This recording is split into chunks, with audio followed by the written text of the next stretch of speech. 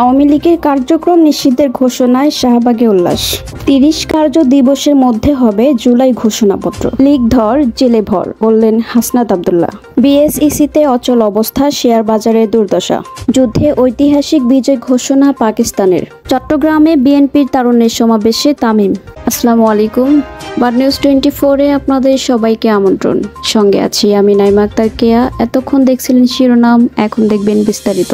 আন্তর্জাতিক অপরাধ ট্রাইব্যুনালে আওয়ামী লীগ ও এর নেতাদের বিচার করা এবং বিচার কাজ সম্পন্ন না হওয়া পর্যন্ত দলটির যাবতীয় কার্যক্রম নিষিদ্ধ করার সিদ্ধান্তে উল্লাস প্রকাশ করেছেন আন্দোলনকারীরা। শনিবার রাতে উপদেষ্টা পরিষদের বৈঠকের পর আইন উপদেষ্টা আসিফ নজরুল সাংবাদিকদের জানান, আওয়ামী লীগ ও এর নেতাদের বিচার কাজ সম্পন্ন না হওয়া পর্যন্ত দেশের নিরাপত্তা ও সার্বভৌমত্ব রক্ষা, জুলাই আন্দোলনের নেতা কর্মীদের নিরাপত্তা এবং আন্তর্জাতিক অপরাধ ট্রাইব্যুনালের বাদী ও সাক্ষীদের সুরক্ষার জন্য সন্ত্রাসবিরোধী আইনের অধীনে সাইবার স্পেস সহ আওয়ামী লীগের যাবতীয় কার্যক্রম নিষিদ্ধ করার সিদ্ধান্ত নিয়েছে অন্তর্বর্তী সরকার। এ বিষয়ে প্রয়োজনীয় পরিপত্র পরবর্তী কর্মদিবসে জারি করা হবে। পবিত্র ঈদুল আজহার আগে আরেকটি ঈদ দেশবাসী পালন করছে। আগামীতে যে রাজনৈতিক সংগঠনে এভাবে দেশের গণতন্ত্রের বিরুদ্ধে মানুষের গণহত্যা করবে, সন্ত্রাসী কাজকর্ম করবে, চাঁদাবাজি করবে, আমরা তাদেরকেও প্রতিহত করব ইনশাল্লাহ। অন্তর্বর্তী সরকারের উপদেষ্টা পরিষদের বিশেষ বৈঠকের সিদ্ধান্তে জুলাই ঘোষণাপত্র আগামী ৩০ কার্য দিবসের মধ্যে প্রকাশ করা হবে। শনিবার রাতে উপদেষ্টা পরিষদের এক দীর্ঘ সভায় এই সিদ্ধান্ত গৃহীত হয়েছে। এই বৈঠকে আওয়ামী লীগ ও তার নেতাদের বিচার কার্য সম্পন্ন না হওয়া পর্যন্ত সন্ত্রাস বিরোধী আইনে আওয়ামী লীগকে নিষিদ্ধ করার সিদ্ধান্ত হয়েছে। আচ্ছা, আমি আবার থেকে পড়ছি। আজ শনিবার 10 মে 2025 তারিখে উপদেষ্টা পরিষদের এক বিশেষ সভা অনুষ্ঠিত হয়। সভায় আন্তর্জাতিক অপরাধ ট্রাইব্যুনাল আইনের সংশোধনী অনুমোদিত হয়েছে। সংশোধনী অনুযায়ী আন্তর্জাতিক অপরাধ ট্রাইব্যুনাল কোনো রাজনৈতিক দল, তার অঙ্গ সংগঠন বা সমর্থক গোষ্ঠীকে শাস্তি দিতে পারবে। উপদেষ্টা পরিষদের বৈঠকে আন্তর্জাতিক অপরাধ ট্রাইব্যুনালে বাংলাদেশের আওয়ামী লীগ ও তার নেতাদের বিচার কার্য সম্পন্ন না হওয়া পর্যন্ত দেশের নিরাপত্তা ও সার্বভৌমত্ব রক্ষা, জুলাই আন্দোলনের নেতাকর্মীদের নিরাপত্তা এবং আন্তর্জাতিক অপরাধ ট্রাইব্যুনালের বাদী ও সাক্ষীদের সুরক্ষার জন্য সন্ত্রাস বিরোধী আইনের অধীনে সাইবার স্পেস সহ আওয়ামী লীগের যাবতীয় কার্যক্রম নিষিদ্ধ করার সিদ্ধান্ত গ্রহণ করা হয়েছে। এ বিষয়ে প্রয়োজনীয় পরিপত্র পরবর্তী কর্মদিবসে জারি করা হবে।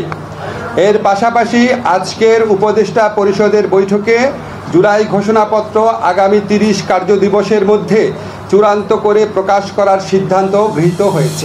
সব ধরনের কার্যক্রম নিষিদ্ধ হয়েছে রাজনৈতিক দল বাংলাদেশ আওয়ামী লীগের। এর মুখ্য ভূমিকায় ছিলেন জাতীয় নাগরিক পার্টি মুখ্য সংগঠক দক্ষিণাঞ্চল হাসনাত আব্দুল্লাহ। তিনি বলেছেন, লীগ ধর জেলে ভর। রোববার 11 মে ভোরে তার ব্যক্তিগত ভেরিফাইড ফেসবুক অ্যাকাউন্টে এক স্ট্যাটাসে এমন মন্তব্য করেন, শেয়ার বাজারে দুর্দিন দুর্দশা কাটছেই না। ধারাবাহিক দরপতন ও তীব্র তারল্য সংকটে বিপর্যস্ত অবস্থায় দাঁড়িয়েছে দেশের শেয়ার বাজার। প্রায় বিনিয়োগকারী শূন্য হয়ে পড়েছে ব্রোকারেজ হাউসগুলো। পুঁজি হারিয়ে নিঃস্ব বিনিয়োগকারীদের দীর্ঘশ্বাস ক্রমশ বাড়ছে। সংকট উত্তরণে কার্যকর ব্যবস্থা নিতে ব্যর্থ হয়েছে পুঁজি বাজার নিয়ন্ত্রক সংস্থা Bangladesh securities and exchange commission BSEC. বরং কমিশনের সঙ্গে কর্মকর্তাদের দ্বন্দ্ব, বিভেদ, অবিশ্বাস ও আস্থাহীনতায় এক ধরনের অচল অবস্থা বিরাজ করছে নিয়ন্ত্রক সংস্থাটিতে। বাজার পরিস্থিতি নাজুক হওয়ার পেছনে নিয়ন্ত্রক সংস্থা হিসেবে কমিশনের অনভিজ্ঞতা ও বিএসইসির অভ্যন্তরীণ সংকটকে অন্যতম কারণ হিসেবে দেখছেন সংশ্লিষ্টরা। আমরা শুধু পুঁজিবাজার নিয়ে নেই, আমাদের পুঁজিবাজার বাঁচতে হবে, এই দেশকেও বাঁচাতে হবে।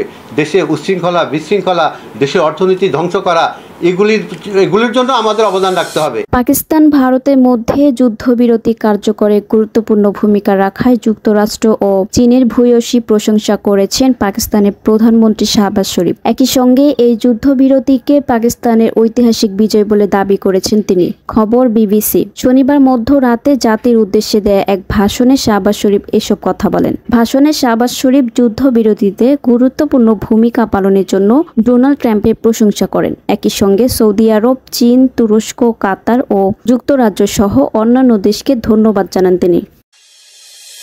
তরুণ তরুণদের রাজনৈতিক অধিকার প্রতিষ্ঠার লক্ষ্যে চট্টগ্রামের ঐতিহাসিক পলো গ্রাউন্ডে মহাসমাবেশের আয়োজন করেছে বিএনপি। এই সমাবেশে অংশ নিয়েছেন বাংলাদেশ জাতীয় ক্রিকেট দলের সাবেক অধিনায়ক ও চট্টগ্রামের ছেলে তামিম ইকবাল। শনিবার 10 মে সমাবেশে যোগ দিয়ে চট্টগ্রামের ক্রীড়া অঙ্গন নিয়ে নিজের হতাশার কথা জানান তিনি। ক্রিকেট, ফুটবল সহ অন্যান্য খেলাতেও চট্টগ্রাম থেকে এখন আর বিশ্বমানের ক্রীড়াবিদ উঠে আসছে না বলে তারা। ফুটবল বলেন বা অন্য যে কোনো স্পোর্টস বলেন, চিটাগং থেকে 6 জন 7 জন 8 জন ন্যাশনাল টিমে রিপ্রেজেন্ট করতেন। বাট লাস্ট 15 বছর ধরে আমরা দেখছি যে চিটাগং থেকে হার্ডলি 1 জন বা 2 জন ক্রিকেটে বলেন বা ফুটবলে বলেন বা অন্য যে কোনো স্পোর্টসে ন্যাশনাল টিমে রিপ্রেজেন্ট করছেন।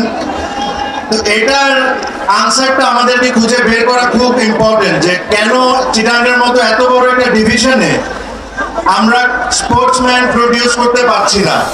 এতক্ষণ আমাদের সাথে থাকার জন্য আপনাদের সবাইকে ধন্যবাদ।